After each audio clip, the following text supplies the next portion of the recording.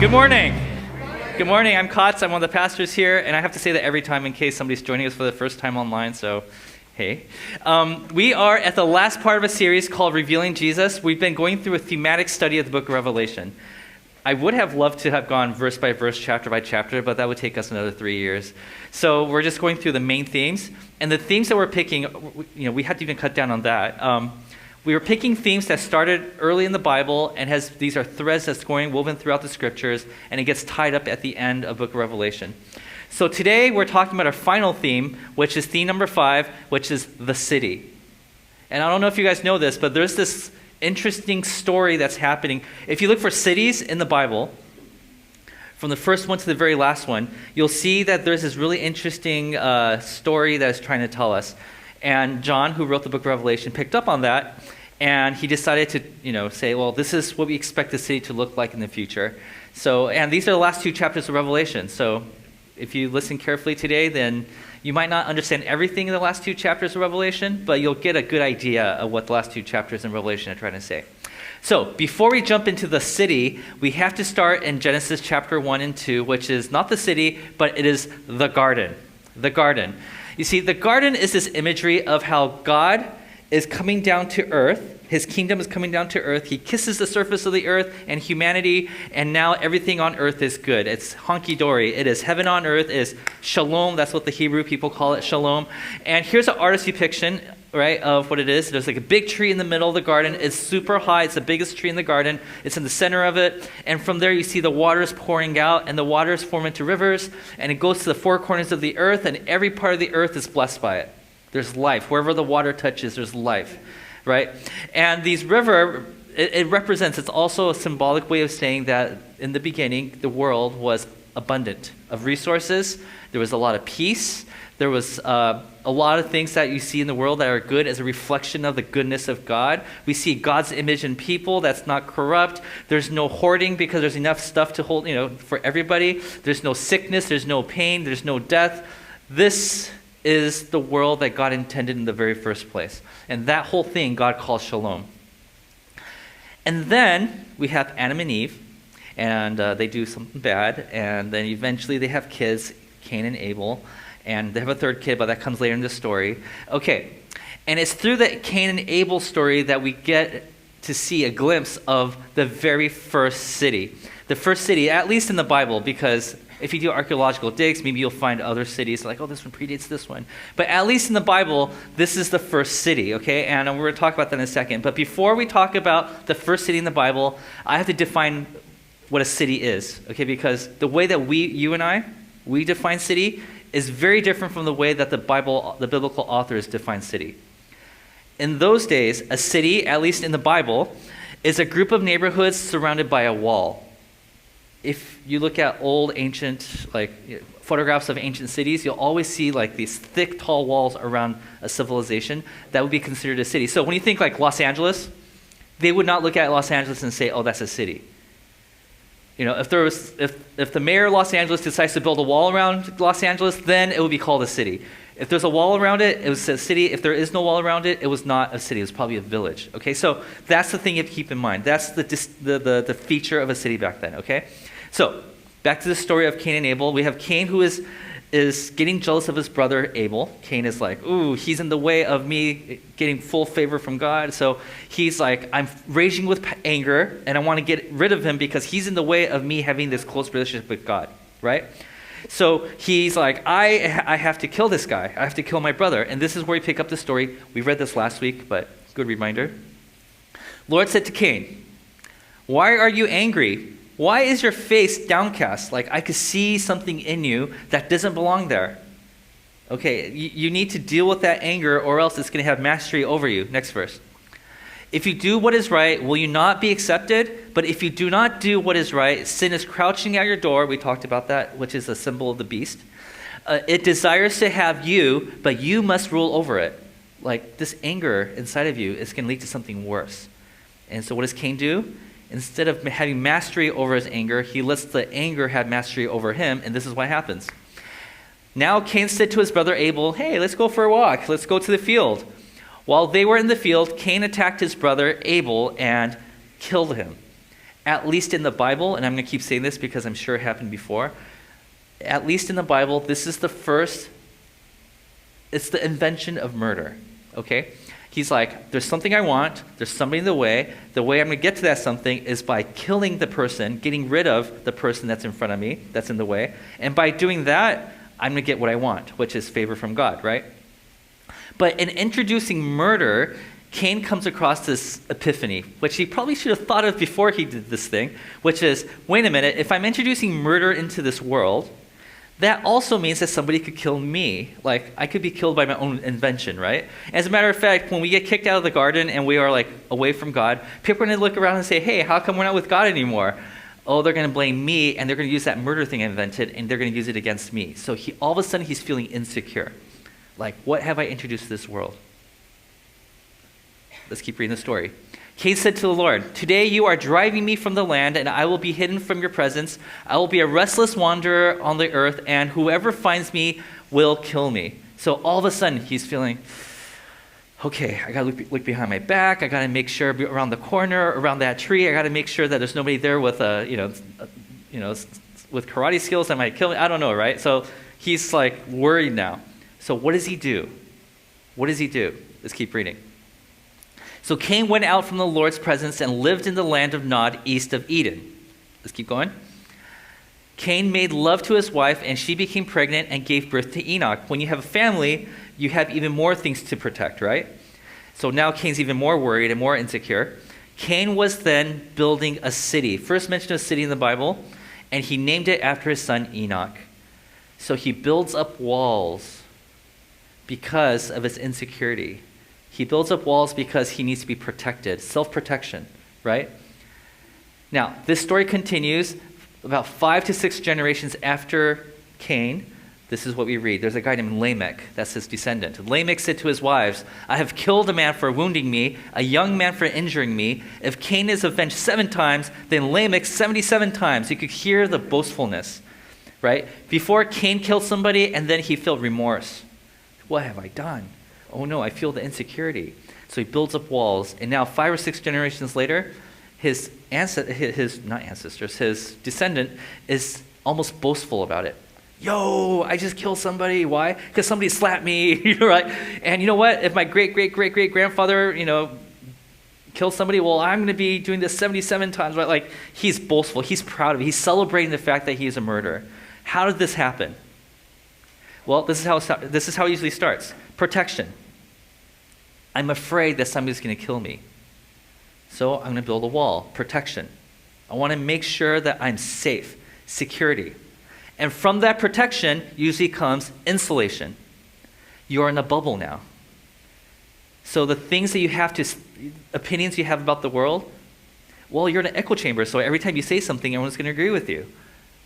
And eventually, the toxic culture starts to breed, right? And it becomes an evil breeding ground for this toxic culture. Because you're always around people who agree with you. If you step outside of your city, you're going to find out everybody has a different set of beliefs. But inside the city, what started off as a way to protect yourself has now become an evil breeding ground.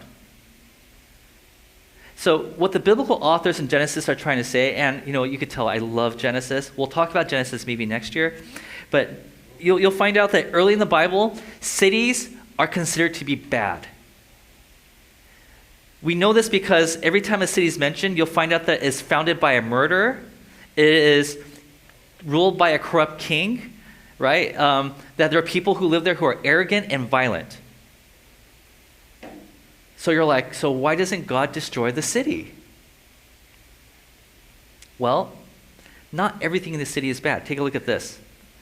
Lamech married 2 women, one named Adah and the other one Zillah. Adah gave birth to Jabal. He was the father of those who live in tents and raise livestock. Up until now, people lived under trees, right? And there's this guy that's like, wait a minute, I have an idea. What if we have protection over our heads? And they're like, Jabal, you are a genius. What do we call them? Like, I don't know, tents? Like, oh yeah, let's totally do that, right? And like, look at my tent. Mine's bigger than yours. Like, oh, look at yours. Like mine looks like a triangle. And one's like, well, mine's on 4 sticks. I don't know, right? They create tents and like, wow, invention. This is so cool. Livestock? Yeah, the other, what are you drinking? It's milk. from your mom? Like, no, from a cow. Like, what? Right? Like, did you do that whole thing right over the field? Like, well, no, I had help from an ox. Like, an ox? And what's that dog? Like, oh, he's my pet. What? You can have an animal as your pet? That's so, right? And people are like, I love this life. Okay, let's keep going. There's some good things happening here. His brother's name was Jubal, which we get the word jubilee, by the way. He was the father of all who play stringed instruments and pipes. What's that weird sound? Oh, I invented something called the instrument. Wait, you just put like 5 strings on there and you could pluck it and it makes sounds? Like, yeah. What are you going to call it? It's like, guitar. Like, whoa. Like, Jubal, you're a genius. Like, I know. My brother made like all this stuff and I made instruments and pipe organs eventually. Like, well, that's crazy, right? That's not the only thing. Here's another feature of the city. Zillah also had a son, Tubal-Cain, who forged all kinds of tools out of bronze and iron. Are you trying to dig a hole with that stick? Yeah. Well, I invented something called a shovel. Whoa, look at that, right?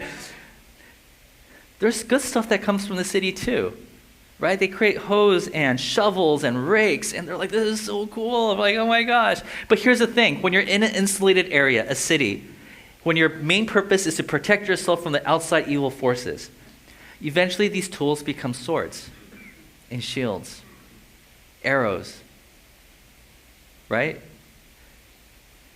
And so even the good things that were created in the city eventually becomes weapons of destruction. Fire could keep us warm, but it could also burn down your neighbor's house, right? Even education could be used for good, but it could be used to harm other people. Music could be used to uplift people, but it could also be used to tear somebody down. When you're in an insulated area that's toxic, even the good things turn bad, right? So this is where we come across the second city in the Bible. And this story is found at the end of that long list of things that the city was able to create. And I'm not going to read through this passage, but you're probably familiar with this. It's called the Tower of Babylon, or we call it Tower of Babel. But in the Bible, the word for Babel and Babylon are exactly the same, right? So we follow the genealogy of Cain. We see all these people doing all these things. And then we come to the Tower of Babel. Here's a rough image of that, okay? And the way that the authors of Genesis describe the Tower of Babel is interesting because they actually use opposite words that were used in the garden story. Like for example, we talk about how God is coming from the heavens down to the earth to create this garden, and the representation of that is this tree, from the heavens to the earth, right? But in this story, they say, no, people came together and tried to build a tower from the bottom up to reach God so they could be God. See, it's the opposite. God comes from the heavens here on earth to give people the image of God. People are coming from the bottom and going up, trying to be and replace God, right? So Babylon, the Tower of Babel, Babylon is a city that represents the opposite of the safe garden God created for humans. So Genesis chapter 1 and 2, garden. Genesis chapter 11, Tower of Babel, or Tower of Babylon. Okay, so the way that this story is told, it's meant to be juxtaposed next to each other. We have the garden and we have the tree. In the center of the garden, there is a big tree that reaches to the heavens. In the story of the Tower of Babylon, there's a tower in the middle of the city that reaches to the heavens. Are you guys tracking so far? Okay, good. I know when I talk about Revelation, I'm like, I hope people could track. Okay, so let's compare the two. Let's take a look here. For example, in the garden, it's protected by God. God is the one that oversees the protection of humanity here. But in the city, it's the violence is protected by a wall, right? Let's go to the next category. There's a river or rivers plural, that freely pour out life to its surroundings. It's endless. There's no limit. Everybody is blessed by it. The whole world is blessed by this tree, right? But in the city, the walls are there to keep resources within. This is our stuff. There's a scarcity. There's not enough stuff, so we're just going to hold on to everything we can. Next category, in the garden, God reaches down to earth, represented by the tree. We talked about this. In the city, humans trying to become God, represented by the tower, right? They're opposites. In the garden, there's one of my favorite theologians, his name is Walter Brueggemann, Old Testament scholar. He calls this the litany of abundance, meaning everything in the world, we live as if there's abundance. So because of that, we're generous all the time. Can I borrow $10? Sure, here you go. Here's 100. Why? Well, I got a money tree in the back, right? This is how people lived in the garden. Like there's endless supply. You want a cup of sugar? Here's a pound of sugar. Don't take too much, but because for your health. But here, take it, right? Right. But in the city, it's the opposite. It's the myth of scarcity. Another term by Walter Brueggemann. He says that when we live in a world of scarcity, when we're convinced that there's a limited amount of resources, then we end up hoarding. And to get what we want, a lot of times we try to take what we need with the threat of death. That's what war is, right? So you're looking at all this and you're like, man, the city is so bad. And the first few chapters of the Bible, and the first few books of the Bible, the city is always associated with badness. It's bad. Stay away from the city. We have the Sodom and Gomorrah. That's another city. Bad. And God destroys it, right? Egypt. That's another city. Has walls around it. Bad. Get my people out of there, right? So if you're reading the Bible from the very beginning, you might be thinking, oh, the solution is so clear. The solution is so clear. Let's do this. Let's plant a garden, right? Let's leave the city and start our own garden. That's the solution. As a matter of fact, there's a lot of biblical characters who tried that. You guys know the story of Noah? The big flood comes and they're in the boat and for a long time, and then the water recedes and they're stuck on a mountain, right? What is the first thing? Oh, the Bible quiz. What is the first thing that Noah does when he comes out of the boat?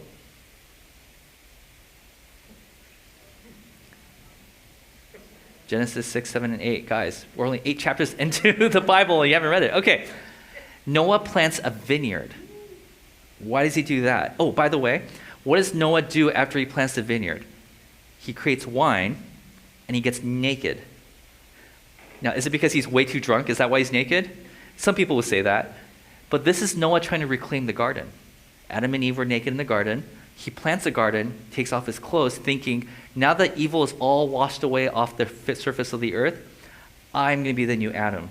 And so he takes off his clothes and, Oh, and I forgot to tell you this. The garden, the words that are mentioned in the garden story implies that it's on top of a hill, okay? Because the water flows out of it to the world, it's on a hill. So the water recedes, the boat's on a hill, Mount Ararat, I believe. And then he plants a garden on the hill and he goes naked. He's trying to be Adam again, right? Another story, when Moses pulls the Israelites out of Egypt, out of slavery, and they're going into the desert, out of the city, and people are saying, I want to see the face of God. And God's like, you're not ready to see my face, but how about this? We'll create a tent. Thank you, Jabal, for creating that in the first place, inventing it. And he gives instructions, chapter after chapter, instructions of what the inside of the tent should look like. And if you look at the descriptions, they're descriptions of the garden. They're even saying that the lampstand should look like tree branches. Like these are words that are supposed to call us back to the Genesis creation story, right? These are people who are trying to create the garden, recreate the garden. Let's plant a garden, guys, because we want to go back to what is good and away from something that's evil. But then they remember all those stories about the new inventions like music and all that stuff. So the response to this is this, but the city is not all evil. There's some good things that come out of the city, right? We've got music, we have pets, we have garden tools. Like we can't just do away with the city. So God gives an announcement. He's like, guys, here's the perfect solution. The solution is this. I, God, will build a garden city. Let's combine the two together. Basically, here's a city with walls. Inside the city, let's build a garden. Maybe that's how we should, this is the best of both worlds, right? Let's build a city and have a garden in it. And they actually do an experiment for this. The experiment for the garden city, the first garden city, is in a place called Jerusalem. There's a guy named David, King David. He overtakes the city on a hill, right? And he says, I am now going to make this city look like a garden. This is 2 Samuel chapter 5. Take a look. Here we go.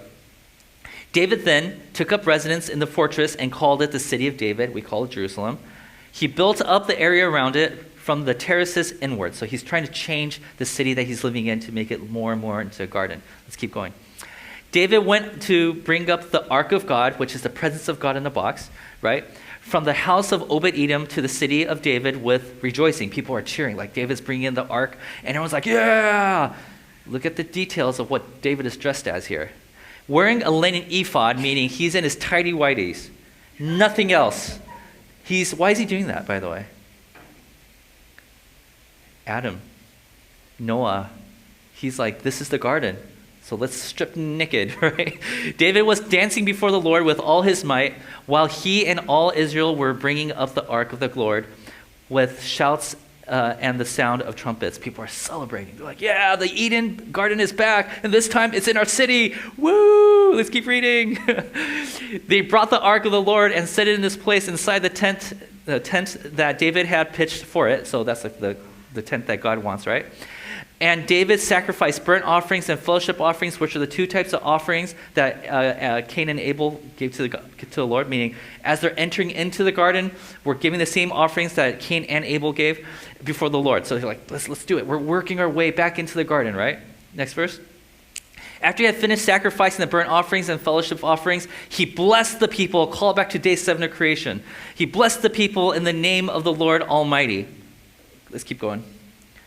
Then he gave a loaf of bread, cake of dates, cake of raisins. These are things you'll find in the tabernacle, okay?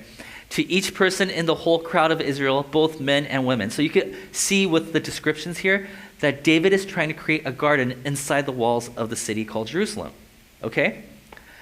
And like we just read here, these are the elements of the things you'll find in the tabernacle. Okay, so Jerusalem becomes the first garden city. And we're hoping that it'll be like the Eden story, right? Like, yeah. By the way, the people who are reading this for the first time are reading this thinking, oh, we did it. We're finally bringing back the garden. Woohoo! I hope they don't mess it up like Adam and Eve did. Do they mess it up like Adam and Eve did? Well, let's keep reading. One evening, David got up from his bed and walked around on the roof of the palace. From the roof, he saw, tuck that in the back of your head because we're going to come back to that, saw a woman bathing. Next verse. The woman was very beautiful. Tuck that in the back of your mind. That's the Hebrew word tov, by the way. And David, that means good. So he thought it was really good. And David sent someone to find out about her. The man said, she is Bathsheba, the daughter of Eliam and the wife of Uriah the Hittite. Okay, let's keep going. Then David sent messengers to get her. That's the third word to tuck in your head. She came to him and he slept with her. Now, the three words I mentioned here, let's go. David saw that she was beautiful or good or tov in the Hebrew, and took her. When people read the Genesis 3 story, when the woman comes to the serpent, or the sea dragon, and is listening to the serpent talk, the three main descriptors of that story in the Hebrew mind is that she saw the fruit, she saw that it was good, or tov, beautiful, and then she took it. Those are the three words that the Jewish mind usually thinks of when they think about that story. The three exact same Hebrew words are used in this story on purpose. As a matter of fact, think about this. David is on a city on a hill, right? That's what it is. So there's a garden that's on a hill, and God's presence is there, and there's an abundance of things that people are blessed by it. In this story, there's a man and a woman. And somebody saw something, thought that it was good or beautiful, and then took it. Wait, Kotz, is this the story of Genesis 3, or is this the story of David and Jerusalem? The answer is yes. The author is intentionally using these words to tell everybody, the reader, that this is that Adam and Eve story all over again. The people who are reading this are like, no, it's happening again. No, we were so close. We almost had it. David, right? So the way that the author writes this story is that the author's way of saying that the city garden, it's been defiled. The experiment of a city garden failed. We're back to where we started. And as a matter of fact, if you read the Bible from this point on, every single king, save for a few who are actually strong-willed, they've all fallen into the exact same pattern. And in some cases, it gets more and more corrupt. The same thing happens. Like I said, there's a few who are willing to push away the temptation, but most of the kings, they're like, yeah, we're going to give in to the same temptation. It gets worse and worse and worse. So, should we give up on this idea of a city garden? Garden city, city garden? Well, there's a prophet that shows up and says, no, don't give up on it. Because he's like, there's hope. There's hope for a new city garden that's coming up. His name is Ezekiel. Ezekiel's a prophet, and he has his vision. God takes him into this temple, and he's looking around and he's writing down what he's seeing in his vision, okay? And this is what he says. Take a look here. Ezekiel 47. The man in his vision brought me back to the entrance of the temple. That's where God's presence is. And I saw water coming out from under the threshold of the temple towards the east. The water was coming down from under the south side of the temple, south of the altar. Let's keep going. He then brought me out through the north gate and led me around the outside of the outside to the outer gate facing east, and the water was trickling from the south side. He's basically saying from all sides of the temple, there's water that's flowing out. You might think there's a plumbing issue because there's water coming out of the building. This is a good thing, okay? Let's keep going. As the man went eastward with a measuring line in his hand, he measured off 1,000 cubits and then led me through the water that was ankle deep. So it's like you could kind of play in the water, right? It's like a small pond. And then he measured off another 1,000 cubits and led me through water that was knee deep. Oh, okay, so there's more water now. He measured off another 1,000 and led me through water that was up to the waist. Oh man, this water's getting deeper and deeper. Let's keep going. He measured off another 1,000, but now it was a river that I could not cross because the water had risen and was deep enough to swim in. So a river, it's basically this water turns into a river that no one could cross. Remember, the water from the garden is a representation of blessing.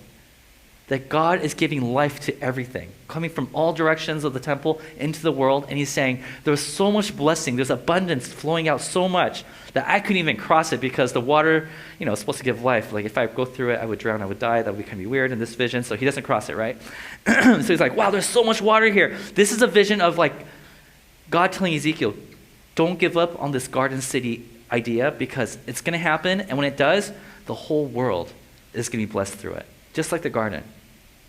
He's saying this, next slide there will be a new city garden that will give life to all creation.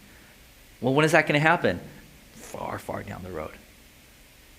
Now, a few hundred years after this, God sends his son to this earth. Jesus comes. And Jesus makes a reference to this very prophecy. He calls it the city on a hill. Jesus is like, let me tell you something about this city on a hill, right? Jesus is giving a sermon. By the way, I don't know if you know this, but think about the relationship between Jesus and the city. When Jesus was he born in a city? No. He was born in a village called Bethlehem, right? As a matter of fact, the wise men who were looking for this newborn baby, they go to the city first because they thought, of course, this Messiah will be born in the city of God. And they're like, nope, not here. He had to leave the city to find Jesus, right? Jesus does most of his ministry outside the city. And one of his big sermons, it's called the Sermon on the Mount, he gathers people outside the city, and he gives this sermon, right? And he makes a reference to the city. This is what he says in Matthew chapter 5. You, the people who are following me, right? You are the light of the world. A town built on a hill, or a city on a hill on some of your translations, cannot be hidden. He's saying that vision of that city garden, it's going to happen one day. And guess who's going to be in it? All y'all. That's the Greek word. When he says you, it's talking about you all. Y'all, right? He says, and then he starts talking about the ethic of this city. Once you move into the city, this is what it's going to be like. Let's keep going. You have heard that it said, eye for an eye, tooth for a tooth, but I tell you, do not resist an evil person. If anyone slaps you on the right cheek, turn to them the other cheek. This ethic that we're going to be living by in this new city, when somebody wrongs you, you forgive them. What else? Let's keep going. And if anyone wants to sue you and take your shirt, hand over your coat as well. The ethic of the city, generosity. Let's keep going. If anyone forces you to go 1 mile, as the Roman soldiers did back then, hey, take my stuff, carry it for a mile, because I don't want to carry it. Go with them 2 miles. Service. Give to the one who asks you, and do not turn away from one who wants to borrow from you. The ethic of the new city. We're going to be generous people, forgiving people, loving people, people who serve one another. People who are willing to, when people ask for something, you say, no, keep it. It's yours. And then he sums it up with this line. You have heard it said, love your neighbor and hate your enemy. That's the ethic of our current city. But I tell you, Love your enemies and pray for those who persecute you, that you may be children of your Father in heaven. You would know exactly who the citizens of the city is, because when you wrong them, they say, I forgive you.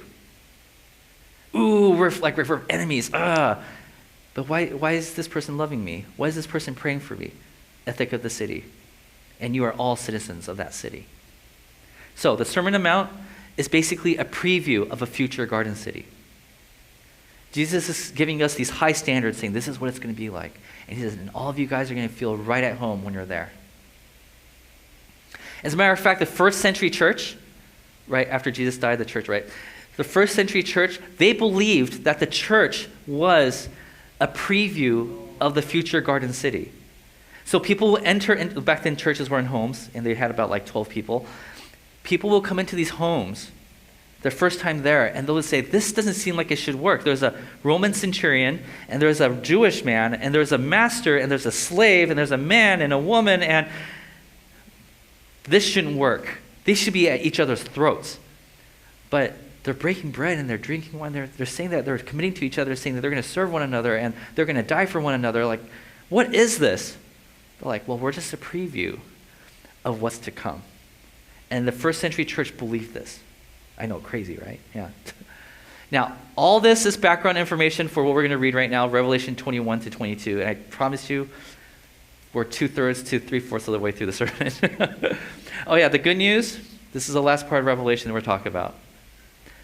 Bad news, I don't get to talk about Revelation anymore after this. Okay, then, this is chapter 21, verse 1. Then I saw, this is John who wrote this book. He's like, then I saw a new heaven and a new earth, for the first heaven and the first earth had passed away, and there was no longer any sea. To which you're like, wait a minute, no more surfing? He's not talking literally, okay? So the sea back then was a place of chaos, unpredictability. People will go out to sea, and all of a sudden there's a storm, they get swallowed into the water. They're talking about how there's no longer chaos. That's what this means. Okay, just so you guys know. Okay, I saw the holy city, the New Jerusalem. Coming down out of heaven, not us building it up, but God bringing it down to us like in the Garden of Eden, prepared as a bride beautifully dressed for her husband. They're using marriage imagery here, which is a callback to Hosea, but we're not going to get into that. Okay, let's keep going.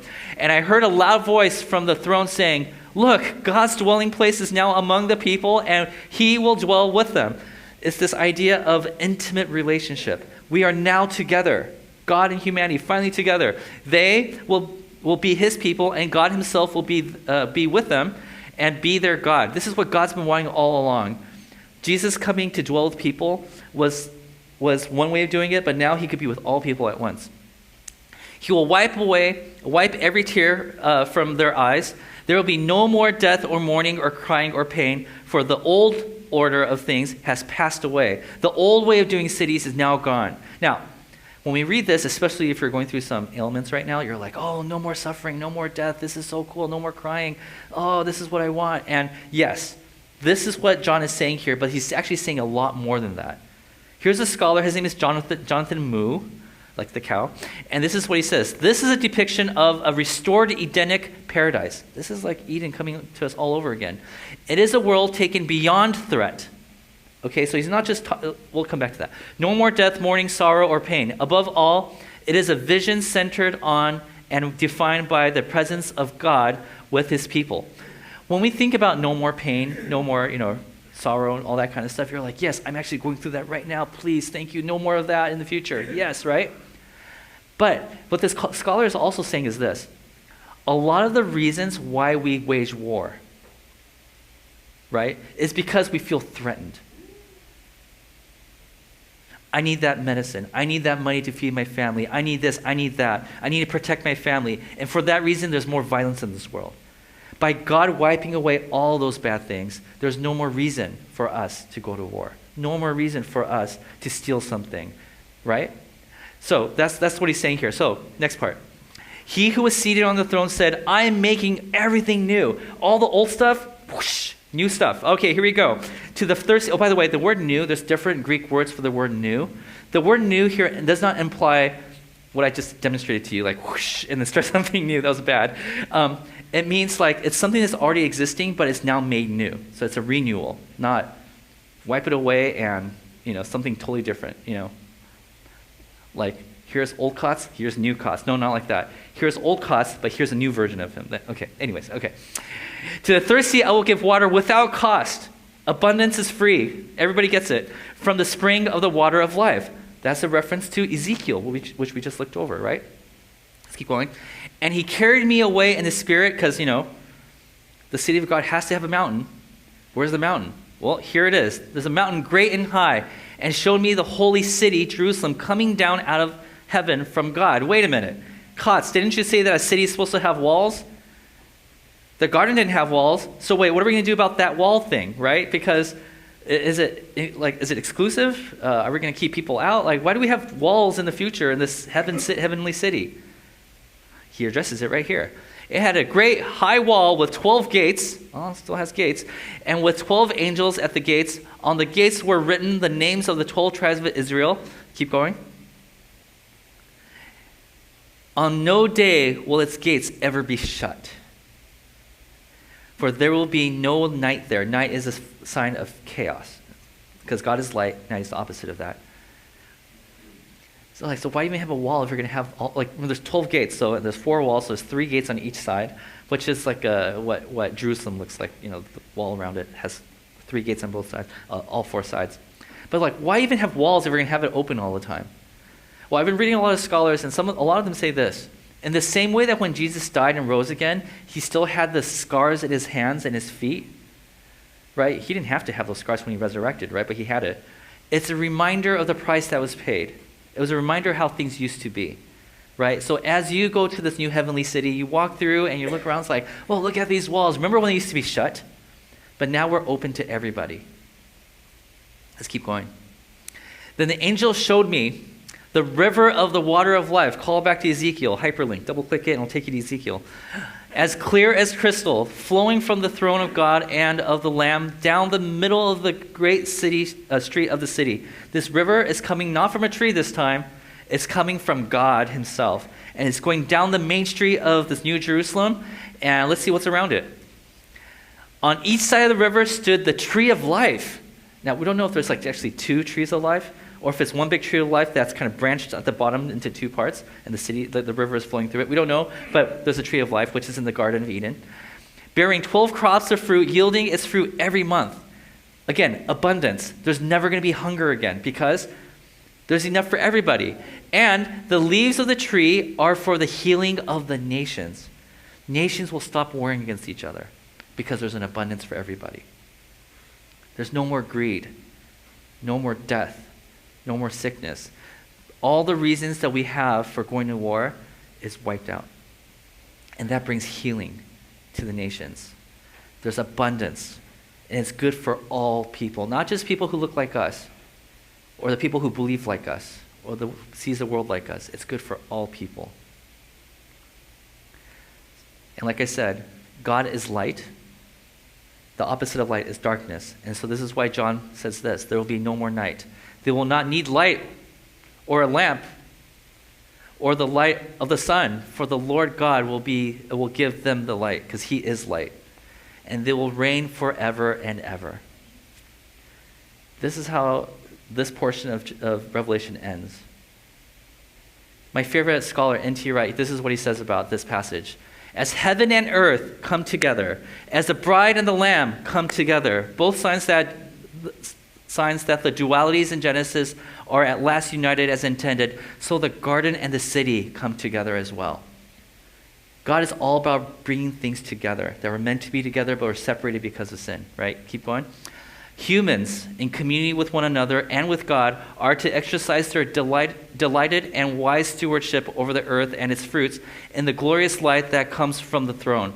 As God has given us abundance, in this new Jerusalem, we're going to be giving to other people in the way that God has given us. If God is generous towards us, we're going to be generous to the people around us. As God is giving us healing, we're going to be giving healing to the people around us. As God has shown us love unconditionally, we will be loving people unconditionally in this new Jerusalem.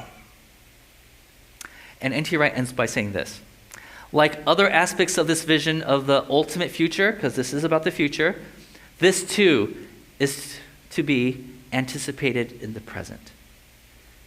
He's like, the book of Revelation was not written so you could predict the future.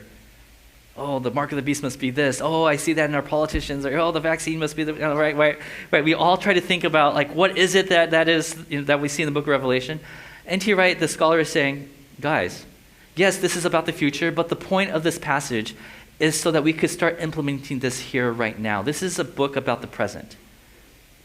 In other words, he's saying this: the church is a preview of the garden city. What does that mean? If in the future, God is welcoming people with all their gates open, that God wants us to trust him, he's like, the church ought to be like that right now. He's saying this: we should always be welcoming. We should always be trusting God. We should always be helping others to heal. We should always be generous towards the people around us. And we should always offer a safe space for the people that need the safe space. Why? Because that's where we're headed, and the church is a preview of the things to come. Revelation is not a book of fear, as a lot of people and a lot of preachers like to say that it is. It is a book of hope. And basically an instruction as to how the church ought to look like today. And if it doesn't, we should at least be moving in that direction. We should not be giving up hope. So the question I believe that John is asking the readers today is this: does our church represent God's future garden city? When we come to church, or even if you don't go to church, if you're thinking about church, what's the first word that comes to mind? Segregation? Hatred? Fear? No, he's like, no, church should be welcoming. It should be bringing things together, not separating people. Creating a us versus them mentality? No. That's the city mentality. The garden city mentality is where we bring people together, bringing opposite sides together. When we think about church, do you think about hoarding? The church is always hoarding resources. According to what John is saying here, the church should be a place of generosity. We should be giving things away to the people who need it. When you think of the church, you think that, that church is so filled with hate. The church should not be a place of hate. It should be a place of love, unconditional love. A place of protection? Sure, there's a place for protection in the church, but a church is also a place where we are vulnerable with each other. So are we, this specific church, Westlake Community Church, do we represent God's future garden city? I'm sure everybody here has a different opinion about where we are in this journey, but I hope that we are all pointing in the same direction, the direction of becoming the future garden city. Amen? All right, let's pray.